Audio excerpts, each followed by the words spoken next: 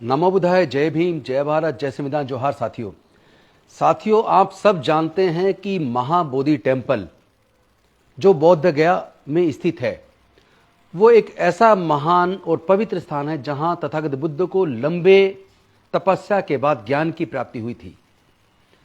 और वहां उसके बाद सम्राट अशोक ने महाबोधि टेम्पल का निर्माण किया था।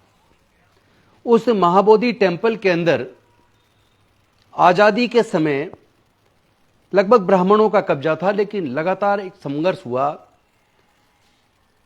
और उस संघर्ष में बौद्धों को महाबोधि टेम्पल का मैनेजमेंट पूरी तरह दिया जाए। तो जो बीटी एक्ट उस वक्त बना, उस बीटी एक्ट के अंदर ब्राह्मणों की संख्या ज्यादा थी।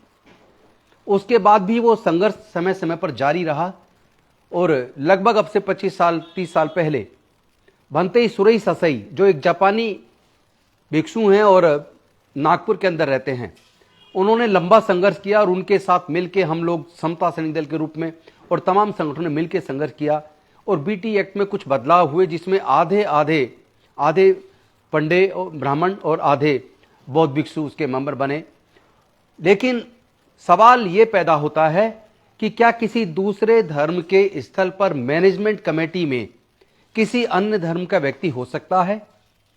क्या राम मंदिर टेम्पल ट्रस्ट जो इन्होंने बनाया, क्या उसके मैनेजमेंट में किसी अन्य धर्मों के लोगों को रखा? साथ ही साथ जितने भी देश के अंदर मस्जिदें हैं, क्या उनके मैनेजमेंट में मुस्लिम समाज से लेकर किसी दूसरे धर्म के व्यक्ति को मैनेजमेंट में रखा जाता है? क्या हिंदू मंदिरों में मैनेजमेंट कमेटी में किसी दूसरे धर्म को रखा जाता है? क्या चर्च के मैनेजमेंट में ईसाइयों से अलग किसी दूसरे धर्म को रखा जाता है? क्या गुरुद्वारों के अंदर सिखों से अलग किसी दूसरे धर्म के लोगों को मैनेजमेंट कमेटी में रखा जाता है? जवाब है नहीं रखा जाता। तो फिर महाबोधि टेम्पल महाविहार, जिसमें पूरे दुनिया के बौद्धों की आस्था है, भारत के बौद्ध लगातार बीटी एक्ट में अमेंडमेंट करने की मांग कर रहे हैं। ऐसी कौन सी मजबूरी है बिहार सरकार की और केंद्र सरकार की जो इस एक्ट में अमेंडमेंट नहीं कर रही है? क्या कारण है? पिछले 12 तारीख से लगातार क्रमिक भूख हड़ताल जारी है। अनेकों बौद्ध भिक्षु और बौद्ध मतावलंबी उपासक एवं उपासिकाएं लगातार भूख हड़ताल पर वहां बैठे हैं, लेकिन सरकार के कानों पर जूं नहीं रंग रही है। क्या सरकार इतनी तानाशाह हो गई है? क्या सरकार को बौद्धों की आस्था की कोई फिक्र नहीं है? क्या तुम्हारी आस्था आस्था है, हमारी आस्था की कोई वैल्यू नहीं है? यह नहीं चलेगा। आप लोग कर क्या रहे हैं? एक तरफ आप एक मस्जिद को तोड़ते हैं ये कह के कि यहां राम मंदिर था, जबकि वहां खुदाई में जितने अवशेष मिले वो इस ओर इशारा करते हैं कि वहां साकेत नगरी थी जहां पे बुद्ध के ही सारे अवशेष मिले। लेकिन उसके बावजूद हम चुप रहे। आप लोग देखें कि आप पूरा का पूरा सरकार और पूरा कोर्ट सब उनके साथ हो गया और वहां बाबरी मस्जिद तोड़ी गई अवैध तरीके से और मस्जिद मंदिर बना दिया गया। हमने सोचा चलो कोई बात नहीं है, झगड़ा खत्म हो। लेकिन आप अगर अपने उस जगह पर जहां कभी बौद्ध विहार हुआ करता था, जो साकेत नगरी थी, वहां आपने मंदिर बना लिया। लेकिन यह महाविहार बौद्धों की आस्था का केंद्र है। आप बौद्ध लोगों को इतना कमजोर मत मानो। माना कि बुद्ध ने दुनिया को शांति और मानवता का संदेश दिया। यह भी सच्चाई है कि दुनिया को समता, स्वतंत्रता, बंधुता, न्याय, प्रज्ञाशील, करुणा और मैत्री का मार्ग तथागत बुद्ध ने दिलाया।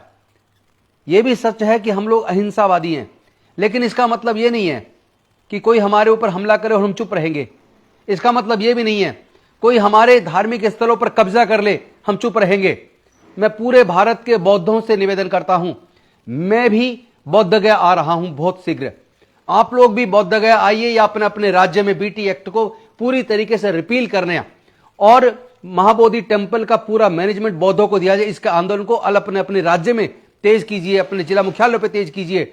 इस लड़ाई को तब तक लड़ना पड़ेगा जब तक महाबोधि टेम्पल का पूरा मैनेजमेंट बीटी एक्ट को रिपील करके बौद्धों को नहीं सौंप दिया जाता। मैं नीतीश कुमार जी से कहना चाहता हूं और नरेंद्र मोदी जी से भी कहना चाहता हूं कि तुरंत आप इस ओर संज्ञान लीजिए और तुरंत अतिशीघ्र कार्रवाई कीजिए। इस एक्ट को तुरंत रिपील करके अध्यादेश लाकर, जब तक कि आप एक्ट बनाए तब तक अध्यादेश लाकर इसका पूरा मैनेजमेंट बौद्ध लोगों को सौंप दीजिए। अन्यथा पूरे देश में बहुत बड़ा आंदोलन चलेगा। हमारी शांति को और हमारे प्रेम भाव से जिस तरह हम डिमांड कर रहे हैं, इसको आप अन्यथा ना लें। हम लोग इस लड़ाई में हर प्रकार की कुर्बानी देने के लिए तैयार हैं। और मैं तमाम बौद्धों से कहना चाहता हूं, तमाम अम्बेडकरवादियों से कहना चाहता हूं, आप लोग शांतिप्रिय तरीके से इस लड़ाई को लड़ें, लेकिन हर प्रकार की कुर्बानी देने के लिए तैयार हो जाए। मैं खुद भी कुर्बानी देने के लिए तैयार हूं। हम सब लोग मिलकर मां बोधि टेम्पल को मुक्त कराएंगे।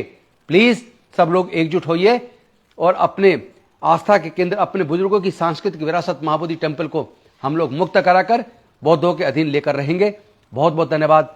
नमो बुद्धाय। जय भीम, जय भारत, जय संविधान, जोहार।